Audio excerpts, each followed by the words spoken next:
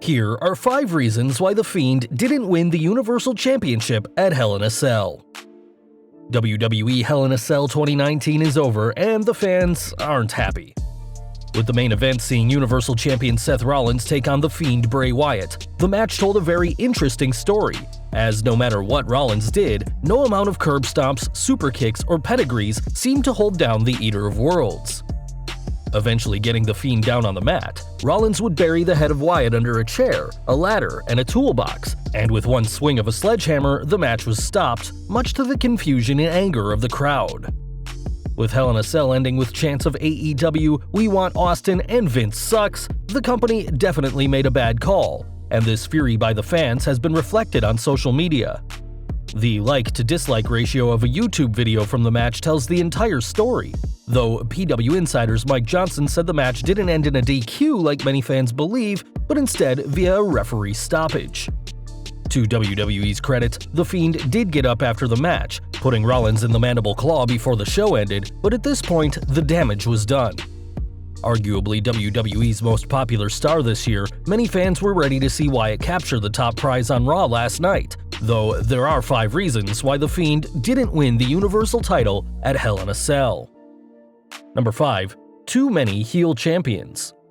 In 2019, there are 10 different titles on Raw and SmackDown, with almost all male titles currently being held by heels. Aside from 24/7 champion R-Truth and Rollins himself, every male title on the roster is currently held by a villain, which may explain why the Beast Slayer retained last night. Much like any great drama, the WWE relies on wars between good and evil, and having another heel capture the top prize in the entire company may have made the product too negative for the company's liking. The irony here is that despite Wyatt being a heel, he was consistently cheered throughout the match, while Rollins received a mixed response at best by the fans in the Golden One Center. While the Beast Slayer may not have gotten the best response from the fans, he is still classified as a face, and with millions of fans supporting the Universal Champion regardless of booking, it makes sense that he retained. Number 4. The Fiend isn't ready. The Fiend character made his in-ring debut at SummerSlam this past August, and while the character has been entertaining on Raw, last night's match marked Wyatt's second match since returning. While many fans were ready for WWE to give him the title inside the satanic structure, it's easy to see why WWE would be hesitant to give him the title just yet, especially after the actions of fans in recent years. Most fans will remember how quickly the WWE Universe turned on Roman Reigns when he was rocketed to the main event, and even now, many fans still can't stand the big dog. That doesn't mean that Wyatt will never capture the title, but the consensus may be to give The Fiend a few matches before he wins the gold. Having Wyatt tear apart the entire Raw roster could be very interesting to see, but if the company does want to do that instead, it seems strange that they'd give him the Hell in the Cell title match in the first place. 3. He's moving to SmackDown. From the moment The Fiend first appeared on WWE TV on the May 13th edition of Raw, the monstrous new character got everyone's attention. And in the months since, Wyatt's new darker side has gone through countless stars, including Hall of Famers like Mick Foley, Jerry Lawler, and even Kurt Angle. While Wyatt has been allowed to appear on both Raw and SmackDown thanks to the wildcard rule, this Friday's draft will bring a stop to that, and according to WrestleVotes, the Fox network is adamant on getting The Fiend for SmackDown. If Wyatt does get moved to Team Blue, then it wouldn't have made sense for Wyatt to win the richest prize on Raw at the pay-per-view. Having The Fiend on SmackDown could certainly make things interesting, especially if the monstrous character set his sights on reigning WWE Champion Brock Lesnar, who seems to already have his hands full with WWE's newest star, former UFC Heavyweight Champion Cain Velasquez. 2. Vince doesn't think The Fiend is marketable. In the run-up to SmackDown's move to Fox, the WWE spared no expense with promoting the show, even having several trucks and billboards featuring The Fiend. And while the graphic image of the Eater of Worlds may be good for getting the attention on billboards, being the top champion on the WWE's A Show brings its own host of responsibilities. Since capturing the Universal Gold at SummerSlam, Rollins has been all over the media, taking part in interviews and talk shows, something that we can't exactly see The Fiend doing if he was to become champion.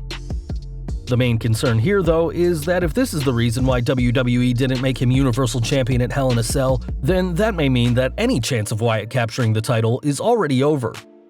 He may be one of wrestling's most popular and intriguing stars, but if WWE wants to have a public face for their product carry the Universal title into mainstream media, don't expect Wyatt to hold the gold for a very, very long time. Number 1. The WWE doesn't want 2 part-time champions. If you didn't catch the premiere of SmackDown on Fox this past Friday, then you will have missed Brock Lesnar capturing his 8th WWE World Championship in seconds, demolishing Kofi Kingston. Immediately after Brock conquered the New Day star, fans were rightly worried, as the past 4 title reigns as champion Lesnar has had since his 2012 return often left WWE without their top title. It's no secret that Lesnar has a very relaxed schedule to say the least, but to be fair, so does Wyatt, who has only competed twice in the past 2 months. That isn't necessarily Wyatt's fault though, as the Fiend character is one that should be used sparingly, as having him appear each week would surely lessen the impact the monstrous character has.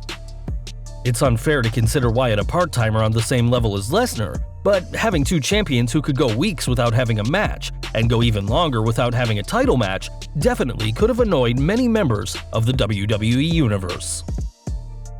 While fans who tuned in to this week's edition of Monday Night Raw didn't see either Seth Rollins or the Fiend Bray Wyatt, the story was quite different for the fans in Bakersfield who packed the Rabobank Arena.